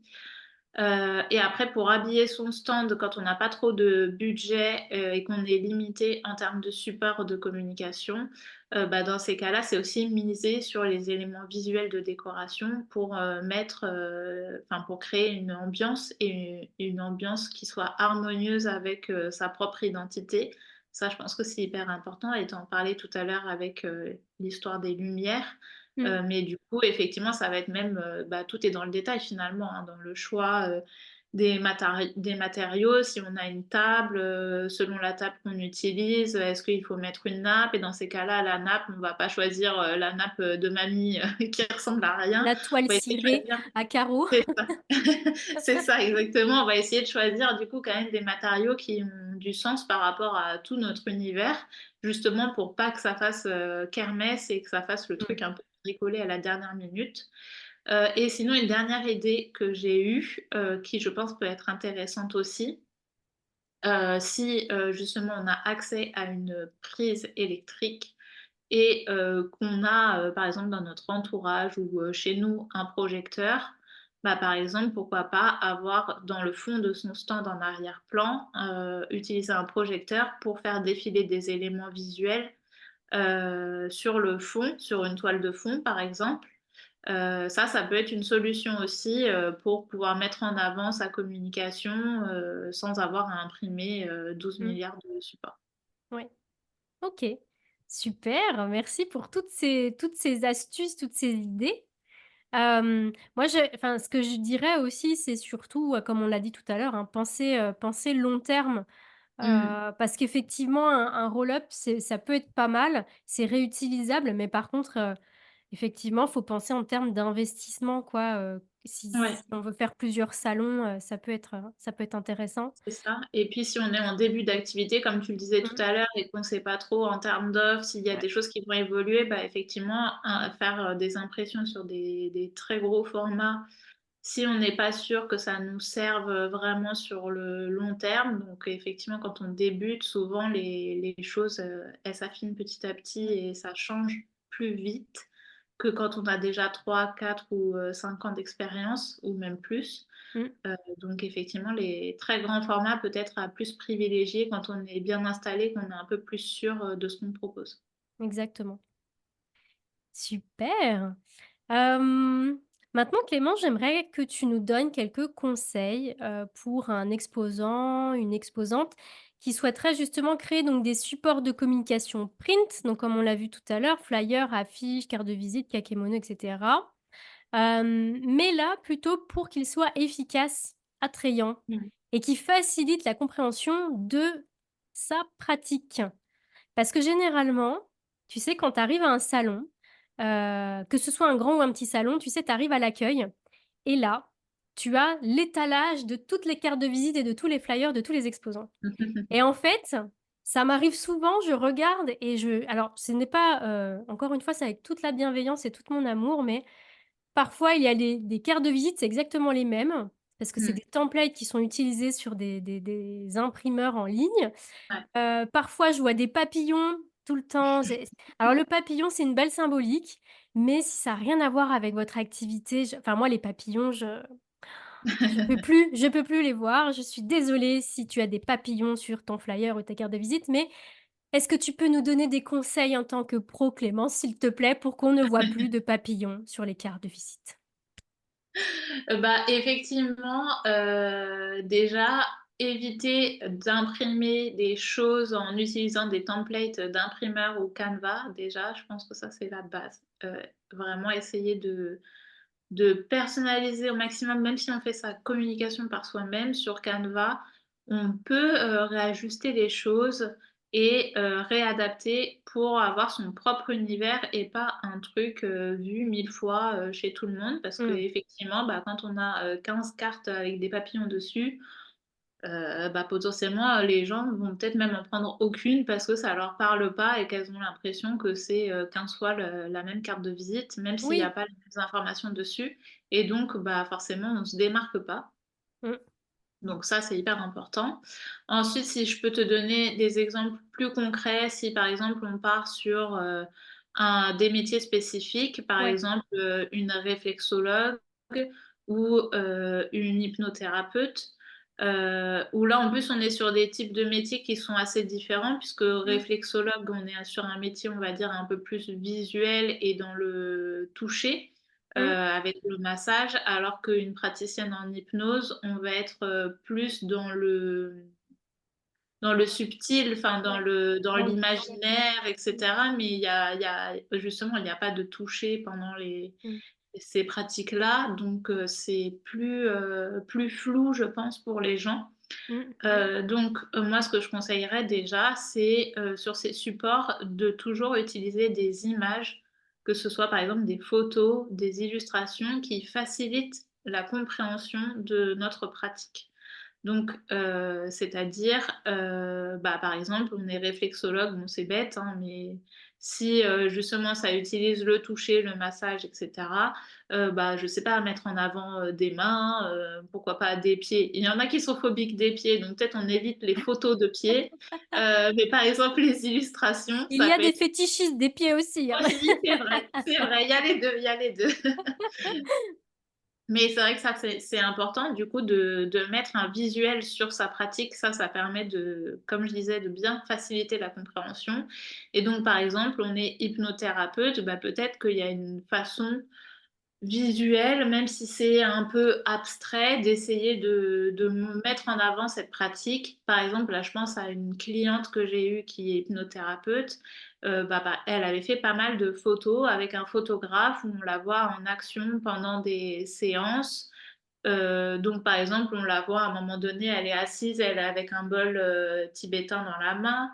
On la voit, du coup, elle a un peu de dos. On voit qu'il y a une personne qui est allongée sur une sorte de divan et du coup, on la voit en action et donc on se doute que voilà, il se passe quelque chose, qu'il y a un échange humain, par exemple. Ça peut être, intéressant à utiliser. Ensuite, sur ces supports aussi, je pense que ce qui est hyper important, c'est d'utiliser des mots clés qui sont Mmh. forts et qui permettent d'être impactants, qu'on retrouve partout dans sa communication. Donc là, on revient encore à la rédaction de ce qu'on propose et comment on propose les choses. Ça, c'est hyper important d'y réfléchir parce que c'est aussi comme ça qu'on se démarque. Donc, ne pas hésiter aussi à regarder comment les autres communiquent, justement pas pour les copier, mais pour pouvoir mieux s'en démarquer et voir si beaucoup de gens utilisent toujours un peu les mêmes mots, bah, essayer de trouver d'autres mots Mmh. pour éviter qu'on raconte tous la même chose, parce que même moi, dans mon propre métier, je le vois très souvent. Je me balade parfois sur des sites de graphistes et des fois, j'ai l'impression qu'on a tous le même discours, qu'on utilise tous les mêmes mots et ça, c'est pas possible. Enfin, à un Mmh. moment donné, du coup, si dans surtout là, quand tu es dans un salon et que tu as plein de praticiens réunis au même endroit, bah, si le discours, il est pas travaillé et que sur tes supports de communication, tout le monde raconte la même chose, bah, comment tu te démarques des autres, en fait? Les Si tu expliques ta pratique et que tout le monde l'explique de la même façon, bah, on va pas comprendre quelle est ta propre valeur ajoutée. Donc ça, Mmh. c'est hyper important. Et d'où Et l'importance de justement faire appel à des professionnels, du coup. exactement. Oui, Mmh. parce que parfois, effectivement, tout seul, c'est compliqué de travailler tout ça, hein. Ça, Mmh. j'en ai bien conscience et justement, d'où l'importance aussi de bien mettre en avant les bénéfices de sa pratique. Par exemple, si on est sur un flyer, de bien mettre en avant quelle va être la transformation, quelles sont les problématiques sur lesquelles on aide et pas juste dire, «J'utilise tel outil, pour, vous apporter du bien-être». Ouais. Parce que ça, Ou oui, du on se doute bien qu'une mieux-être. réflexologue, ça apporte du bien-être. On se doute bien qu'une hypnothérapeute, ça t'aide peut-être à traiter une addiction. Mais il faut aller plus loin que ça pour que ce soit concret pour les gens et qu'ils puissent justement se projeter par rapport à leurs propres problèmes. Mmh. Ensuite, autre chose très importante, sur ces supports de communication, ne pas mettre trop de texte, ne pas en mettre des tartines. Alors ça, je sais que c'est parfois difficile parce qu'on a envie d'expliquer les choses de la meilleure manière possible et du coup, parfois, on a envie de trop en mettre. Mais en fait, s'il y en a trop, déjà, les gens ne vont pas lire la moitié des choses et finalement, ça va vous desservir plus qu'autre chose. Donc il Mmh. faut réussir, comme je disais, à choisir les bons mots-clés et à ne pas trop rentrer dans les détails sur un flyer. Il faut que ça respire, il faut que le Mmh. visuel, il soit aéré. Donc il faut voir Et on organise les tu choses. des conseils par rapport à ça pour essayer justement d'aller à l'essentiel? Parce que c'est vrai Ouais. que quand tu es pro, du bien-être, thérapeute et cetera, toi, ton domaine d'expertise, c'est ta pratique, tu vois? Que ce soit, le massage, l'hypnose, bref, c'est ta pratique, c'est ce que tu vas apporter, en fait, à la personne. Hem, mais voilà, tu es peut-être trop dans le bain et moi, ce Mmh. que je vois souvent, c'est un petit peu le syndrome de l'expert où tu vas utiliser, en fait, des termes techniques. Ouais. Je reviens à ma sophrologue de tout à l'heure parce que voilà, moi, je viens du Mmh. milieu de la sophro. Moi, quand je suis sur un salon et que j'ai mes petites oreilles, tu vois, de Vulcain qui entendent: «Oui, nous débutons la séance par une anamnèse et puis des Ah oui. respirations contrôlées». Ça, c'est du jargon technique de sophrologue quand tu es en formation et que tu apprends ton protocole. Mais il y a un Mmh. moment, tu as en face de toi des gens, des néophytes peut-être et il faut vulgariser un petit peu ta technique, donc vulgariser un petit peu ta pratique, leur pour expliquer tout ça. Donc tu vas le faire à l'oral, mais c'est vrai que sur tes supports, il faut que ce soit fait aussi. Donc toi, quels seraient tes Ouais. conseils par rapport à ça? Bah, justement, je pense que sur un support, les choses qui sont importantes à mettre, évidemment en fonction du support, parce qu'on n'a pas toujours la même place, donc plus le support est plus petit, moins on a de place pour écrire. Mmh. Mais là, si on prend l'exemple, par exemple, d'un flyer, Déjà, ce qui est hyper important, c'est, toujours mettre, par exemple, Petit un rappel de ce que c'est qu'un flyer. ah oui, excuse-moi. Alors un flyer, c'est, un petit format, généralement format, je pense, A5, donc c'est les formats un peu carte postale ou un petit peu plus grand que Mmh. ça, qui sert à mettre en avant sa pratique, ses services, ce qu'on propose et cetera. Donc c'est un petit enfin, si vous voyez, par exemple, si ça vous arrive de prendre les transports, ça vous est tous arrivé qu'on vous distribue, Des un petit tracts. prospectus comme Mmh. ça, donc un petit flyer, Donc ça peut être recto pour, verso aussi. oui, ça peut être, effectivement recto verso. Ouais et on en a tous vu, même dans sa boîte aux lettres, Mmh. on en a forcément reçu, à un moment donné. Donc c'est vrai que c'est un format qui est très pratique parce que c'est pas très grand. Ça permet de mettre en avant, des choses importantes, de ce qu'on propose et ça se distribue facilement. Les gens peuvent le récupérer, le mettre dans leur sac et cetera. Donc c'est pour ça que c'est un support qui est intéressant à utiliser. Et donc moi ce que je conseillerais en termes d'éléments à mettre, par exemple sur un flyer, ça va être déjà toujours retrouver, si on a un logo, mettre en avant son logo, son nom, son prénom, très important, c'est la base, c'est Mmh. logique, mais je pense que des fois il y en a qui sont capables de l'oublier et mettre en avant son métier, et par exemple si on a une spécialité, bien mettre en avant aussi la spécialité en question. Pourquoi pas utiliser un visuel? Donc comme je disais tout à l'heure, ça peut être des photos ou des illustrations qui sont en rapport avec notre pratique, des petits éléments graphiques. Quand je dis des éléments graphiques, là, on est plus sur des petites icônes, voilà, des petites choses comme ça qui peuvent habiller le visuel et qui peuvent permettre de créer du dynamisme dans le visuel. Ensuite, un texte qui peut être divisé en plusieurs parties. Donc, par exemple, sur un flyer, effectivement, quand on est sur du recto verso, on peut faire un petit texte pour se présenter. On peut mettre aussi un petit texte pour parler des problématiques de la transformation dont je parlais tout à l'heure et du coup, les services associés, par exemple. OK. Heu, Ensuite, utiliser de la couleur pour que ça puisse, faire ressortir les informations importantes. Donc quand on est sur, de la création de visuels, généralement, moi, ce que je conseille, c'est utiliser environ 3 couleurs grand maximum issues de votre univers graphique. Mmh. Donc soit vous en avez un qui a été, déjà conçu, par vous ou soit vous avez déjà fait appel à quelqu'un, pour vous créer un univers, vous reprenez cette palette et vous partez de là pour créer votre visuel et en termes de typographie, ce que je conseillerais, c'est avoir 2 typographies maximum issues de votre univers graphique pour, écrire sur votre flyer et pouvoir créer des Mmh. niveaux de lecture et du coup pour vous aider Alors à tout juste un ça. truc, typographie, ça veut dire des styles d'écriture différents? C'est ça, Voilà. exactement. C'est vrai que ça ne parle peut-être pas à tout le monde. Là, on parle dans le jargon, effectivement, typographie, ça ne parle pas à tout le monde. Ouais, Ouais. c'est exactement ça.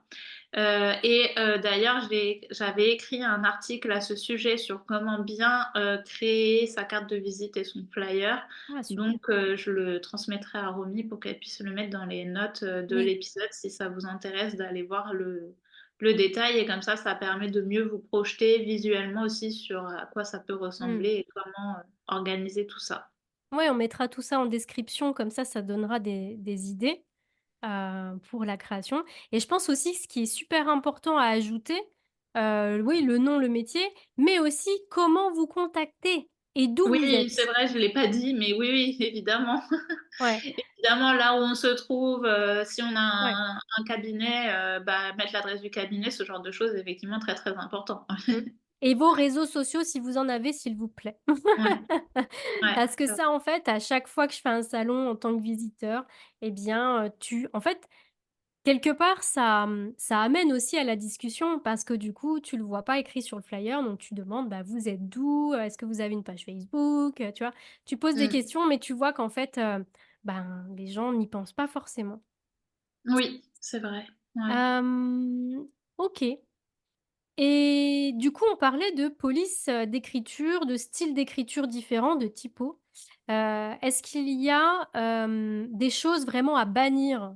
Tu vois, en termes de choix de typo, en termes de Ouais. couleurs à éviter, pour que ce soit visible et lisible, ta communication? Ou peut-être des formats, effectivement, des supports, à bannir?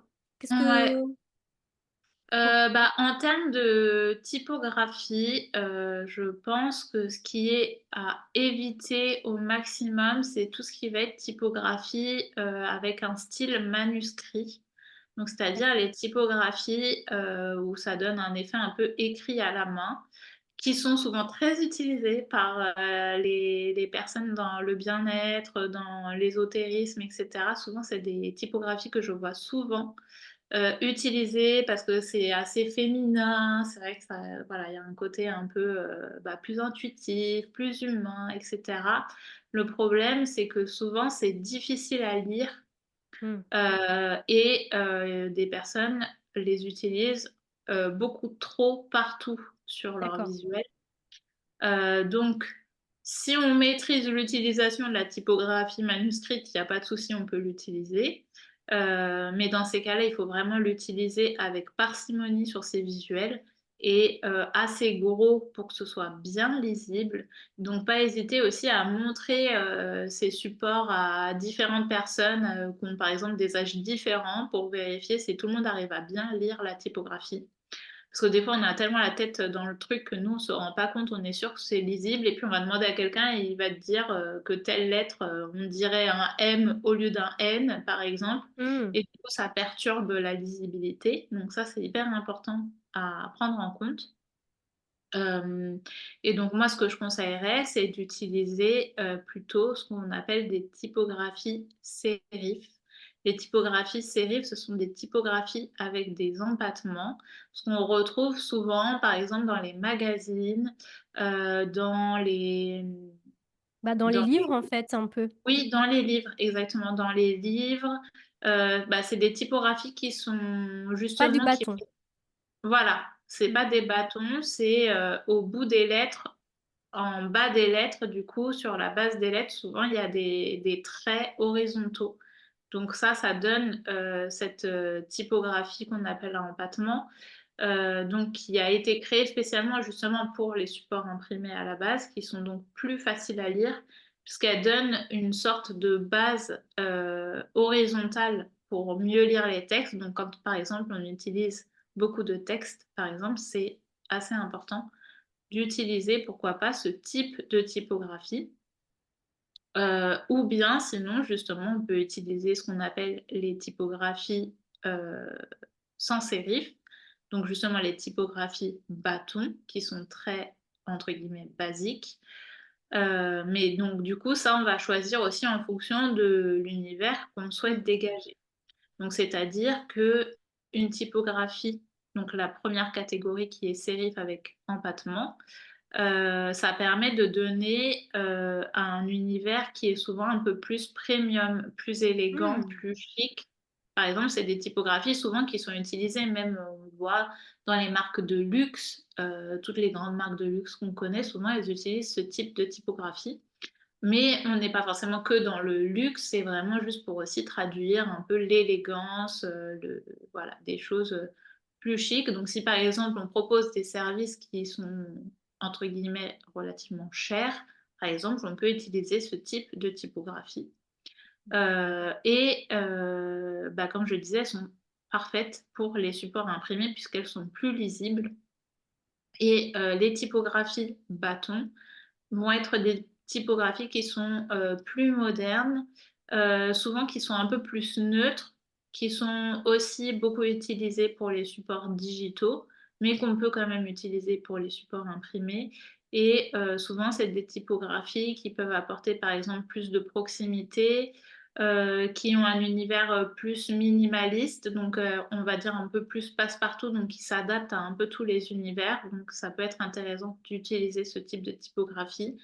Mais ce que je conseillerais, c'est vraiment d'utiliser des typographies, on est sûr que ce soit bien lisible, ça c'est vraiment très, très important. Donc pas des typographies compliquées, alambiquées dans tous les sens, parce que des fois je vois, hein, des typographies comme ça dans l'univers du bien-être, il y a un Ouais. peu des des sortes de typographies à la mode, mais des fois, c'est pas du tout lisible. Mmh. Donc ça, c'est hyper important. Pareil, j'avais fait un article sur le sujet, donc on pourra le mettre aussi dans les notes du podcast, si Oui, vous avec plaisir, tu mettras souhaitez, tous tes liens et mmh. je les mettrai en description. Ouais, parce que je pense que c'est important aussi d'avoir peut-être le visuel pour réussir à se projeter là sur le coup, puisqu'on Ouais. part, un peu dans les choses peut-être un peu plus techniques. Mmh. Donc voilà Et en termes de couleurs du coup, parce que, encore une fois, j'étais, bah, mmh, la semaine dernière encore, j'étais à un salon, en tant qu'ex en pas en tant qu'exposant, pardon, en tant que visiteur et typiquement, la dame avait un super flyer, tu vois? Un petit peu dans les tons rose, pourpre, donc on va dire qu'elle s'occupait elle faisait des soins de l'âme et par-dessus, elle a écrit avec une typo justement à empattement, en petit format et de couleur rouge. Donc on ne ouh là voyait là! rien et je peux t et pourtant j'ai une bonne vue, même avec mes lunettes et ouais, non. Est-ce qu'il y a des choses vraiment à éviter? Ah oui, complètement. Bah, déjà, si jamais on a déjà un petit univers graphique, peu importe qu'on se soit déjà créé un petit univers ou qu'on a fait appel à quelqu'un, qu'on a déjà une identité visuelle, bien respecter la palette de couleurs qu'on a définie. Ça, c'est très important. Hem Et aussi d'utiliser des couleurs avec du contraste pour que ce soit bien lisible.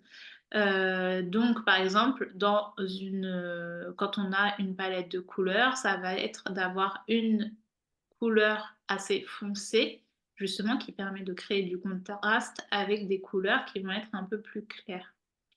Donc par exemple, c'est éviter, je sais pas, les camailleux de teintes, trop claires, genre, du beige avec du blanc, Ah oui. du bleu ciel avec du blanc, voilà, des couleurs, très pâles, où, par exemple, on n'utilise pas du tout de couleurs foncées. Par exemple, ça, c'est problématique en termes de lisibilité puisqu'on va pas voir grand-chose. Donc ça, très important Ouais, c'est vrai que et c'est une problématique ça, parce que tu sais, quand tu es dans le milieu du bien-être, généralement, les gens veulent pas utiliser du noir, par exemple, parce qu'elles trouvent peut-être énergétiquement que c'est une couleur, et je l'ai déjà entendu, négative, tu vois? Et elles mmh, veulent pas, utiliser ces couleurs-là. Ou alors, elles ont, un univers qui est assez doux, assez mmh, épuré. Parfois, elles travaillent même avec des enfants et justement, ils veulent des couleurs, très beige, très douces et ouais. ça fait des associations de couleurs qui sont pas très lisibles, justement. Oui et ben, là, ce que souvent je conseille, même moi quand je crée des identités visuelles pour mes clients, souvent ce que je fais quand on utilise des palettes qui sont assez claires, c'est qu'il y a quand même toujours ce qu'on va appeler une couleur d'accent qui est plus foncée, qui tire vers le noir mais qui n'est pas un vrai noir. Si par exemple on a une palette dans les tons beige, bah, par exemple au lieu de prendre un noir, on va peut-être prendre un marron un peu foncé. Mmh. Comme ça on n'est pas sur du noir et bah, quand on a besoin d'écrire certains textes et qu'on est sur une couleur très claire, on peut par exemple écrire en marron et ça va être, très lisible et il y aura pas de souci par rapport à ça. Mais effectivement, on va peut-être pas utiliser, ce marron, sur des aplats de couleurs, c'est-à-dire, sur, des fonds entiers de couleur marron. Ça sera peut-être plus Ouais. pour l'utiliser pour écrire sur, du beige, par exemple. Donc ça va être une solution. Et à l'inverse aussi, ce qui va être important, c'est d'éviter d'utiliser des couleurs qui sont trop agressives. Donc notamment, par exemple, comme tu parlais du rouge tout à l'heure, souvent le rouge, c'est une couleur qui peut être très agressive. Hem, je dis pas qu'il faut bannir le rouge de sa communication parce que selon ce qu'on propose comme type, de service et dans quel univers on est, j'en sais rien. Si par exemple on est, prof de yoga et on propose du yoga hyper dynamique, peut-être que Mmh. le rouge, ça peut être pertinent dans son univers, mais encore une fois, peut-être qu'on va pas l'utiliser sur des fonds entiers de couleurs, ça va peut-être être utilisé, par des petites touches, par exemple. Donc on va éviter vraiment les couleurs, quand je dis les couleurs agressives, c'est effectivement il y a le rouge, il peut y avoir, tout ce qui va être, les couleurs qui vont être trop, flashy en fait, Le trop, fluo? Mmh. voilà, un peu fluo par exemple, donc les jaunes, jaune fluo, orange fluo, ce genre de trucs, Ouais. tout de suite ça peut être assez agressif pour l'œil. Et après, pareil, il y a des outils en ligne qui permettent de vérifier, les contrastes Mmh. qui peuvent être intéressants du coup à utiliser, que moi-même j'utilise quand je crée une identité. Parce que j'ai ça a beau être mon métier, hein, parfois, nous on a l'impression que ça peut être lisible, mais en fait il faut prendre en compte aussi que tout le monde n'a pas la même vue. On n'est pas Mmh. tous égaux par rapport à la vue.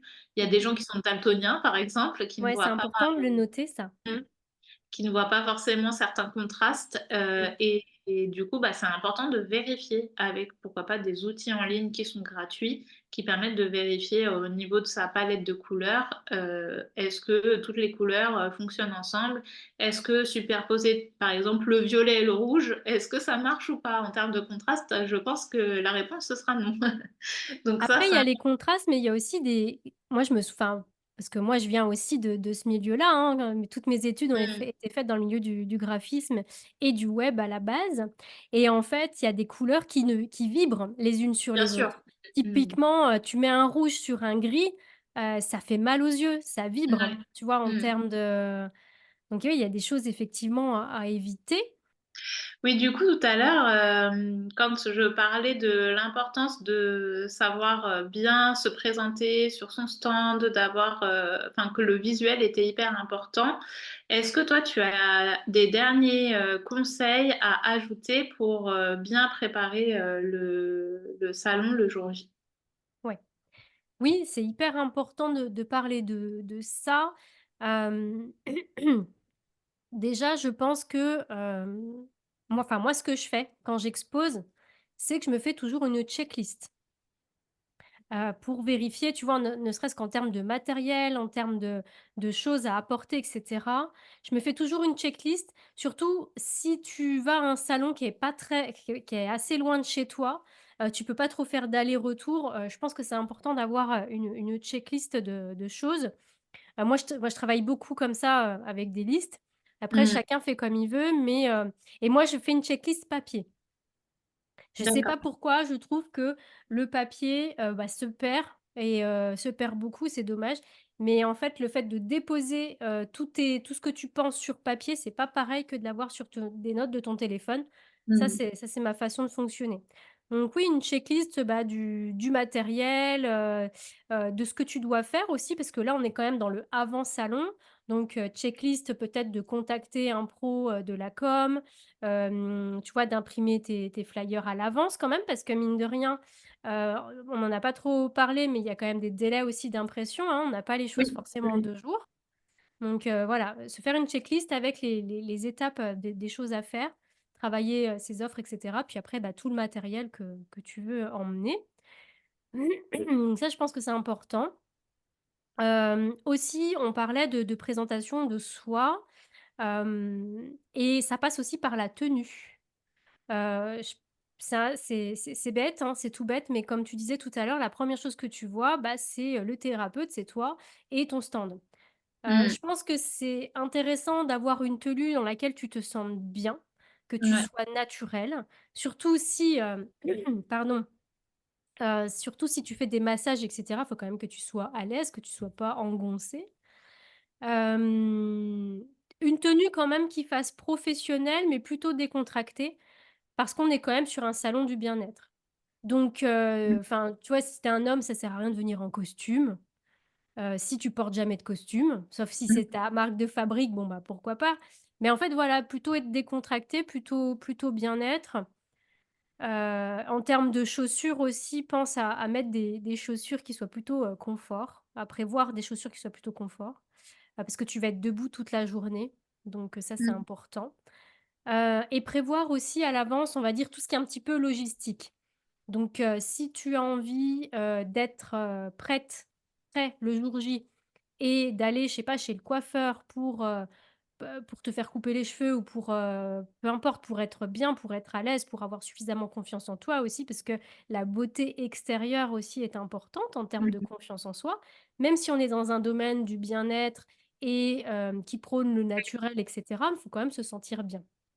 Et ça, je Mmh. pense que c'est important.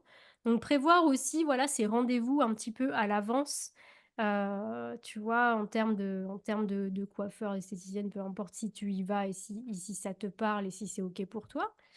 Hem, Savoir aussi te poser la question à l'avance pour être prêt le jour J. Est-ce que tu vas seul exposer ou Mmh. est-ce que tu y vas à plusieurs? Est-ce que, par exemple, si tu as une boutique ésotérique et que tu travailles en famille ou tu as un employé et cetera, est-ce que cette personne va rester à la boutique et la boutique reste ouverte et toi tu vas être en salon? Ou cette personne va venir, en renfort sur le salon avec toi? Tu vois, c'est des choses à se poser parce que ça s'organise quand même à l'avance. Tu vois, Ouais. ça, c'est des choses importantes. Après, par expérience, sur les salons, parfois, tu as le mari qui vient aider et cetera, mais qui reste là, en fait, mais qui est pas forcément du milieu du bien-être et quand tu as des visiteurs qui viennent à ton stand et qui posent des questions au mari, bah, il sait pas trop quoi répondre. Enfin, je dis au mari, mais ça peut être, à une amie, une sœur, une mère, peu importe, qui vient, en fait, te soutenir émotionnellement, mais aussi soutenir un petit peu ton stand parce que c'est le début, parce que tu veux pas être seul et cetera, mais qui va pas forcément, être valorisant pour ton activité. Je sais pas si Mmh. tu vois ce que je veux dire? Oui, tout à fait. Mmh. Donc c'est bien d'être à plusieurs, ça peut être utile, surtout si tu es sur un gros salon, un gros stand. Si tu justement tu as du matériel, que tu vends des produits physiques, ça peut être intéressant d'être à plusieurs.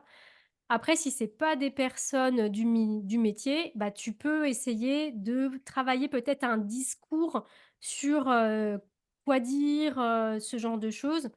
Et puis sur les significations, je pense aux pierres. Tu vois, les significations des pierres, bah, si tu as ta maman qui vient, mais qui connaît rien, mais qui vient te soutenir, peut-être avoir une fiche, récap avec, les Ouais. significations très on va dire des choses basiques, tu vois, sur lesquelles elle va pouvoir s'appuyer. Parce que c'est pas forcément très confortable non plus pour l'accompagnant, qui vient avec toi bah, de pas trop Ouais. savoir quoi répondre, quoi. Donc, Ouais, ça, c'est ça vrai se que c'est hyper réfléchit. important. Mmh. Mmh. Et puis aussi, bah, tout ce qui va être logistique, si c'est sûr que si tu vas faire un salon qui est très loin de chez toi, bah, penser peut-être à réserver, un hôtel à l'avance, surtout sur des très gros salons. Parce qu'on l'a dit tout à l'heure qu'il fallait s'y prendre quand même à l'avance. Si tu vas sur un gros salon à Paris, bah, si tu sais que tu vas au salon, ne traîne pas pour réserver un hôtel, à côté parce que, ça va être vite pris d'assaut, ou un Airbnb ou peu importe. Mais en tout cas, ouais, réserver et puis savoir aussi comment tu vas t'organiser au niveau de tes repas. Est-ce que c'est prévu par les organisateurs? Est-ce que tu emmènes ta lunchbox? Comment tu t'organises? Surtout si tu as des salons, voilà, qui durent plusieurs jours. Parce que parfois, tu as des salons qui durent 3, 4 jours, dans des grosses villes, quoi. Donc oui, bien se préparer, c'est aussi penser à tous ces petits trucs en amont, dont, préparer la checklist de tout ce dont tu as besoin de prévoir à l'avance. C'est important. OK. Et pour terminer, du coup, bah, on va finir là-dessus. Je sais pas si tu avais des choses à ajouter, Clémence, ou c'est OK pour toi pour Non, le franchement, avant je pense salon? que c'est assez complet et puis, bah, dans la checklist, ne pas hésiter à ajouter aussi tout ce dont on a parlé, pendant cet épisode et toute la partie, communication, pour se créer aussi une checklist spéciale, communication. Je pense que c'est important aussi, mais de Mmh. toute façon, tout a déjà été dit, donc là, c'était plus, penser à bien prendre des notes pendant l'épisode et du coup, à le réécouter si vous avez pas pensé à prendre des notes. Ah super, merci. J'avais pas pensé à dire de prendre des notes en début d'épisode. C'est vrai que là, on a fait un épisode, assez, didactique, on va dire, avec plein de choses auxquelles penser. Bien sûr, on n'est pas obligé de tout faire, mais voilà, on vous a donné un maximum d'informations pour que vous puissiez comprendre un petit peu l'ampleur d'un salon et ne pas y arriver, en fait, les mains dans les poches et de faire un flop à votre salon et de dire: «Oh bah, ça a pas marché», et cetera. On en reparlera, je pense, dans l'épisode 2 aussi, Ouais. vraiment au niveau de comment organiser un salon réussi. On en parlera, on vous donnera plein de tips, plein de conseils par rapport à ça. Et donc Clément, je remettrai tous tes liens dans la description et dis-nous un petit peu aussi où est-ce qu'on peut te retrouver? Alors, on peut me retrouver sur les réseaux sociaux, principalement sur Instagram. Mon pseudo, c'est Clémence_, donc le tiré du bas WZK. Donc c'est là où je suis, le plus active au quotidien, notamment en story. On peut également, retrouver, tout ce que je propose, sur mon site internet, donc clémence-wzk.com. Sur cette plateforme, vous pourrez trouver également tous mes contenus gratuits, donc articles de blog notamment que Romy mettra dans les notes. J'ai également un podcast qui s'appelle Sunrise où on retrouvera du coup l'épisode 2 avec Romy. De cette mini-série, ouais, exactement. Bah, merci beaucoup Clémence, d'avoir participé à ce premier épisode de cette mini-série. On vous retrouve donc très bientôt sur, le podcast de Clémence, Sunrise, pour l'épisode 2. Comme je le disais, donc qui va, s'intituler «Comment organiser un salon réussi», donc pendant le salon, mais aussi après, parce qu'il y a aussi plein de choses à faire juste après un salon. Ouais, Voilà. Bah, merci beaucoup et je te dis à très vite dans l'épisode 2. à bientôt! Bye bye.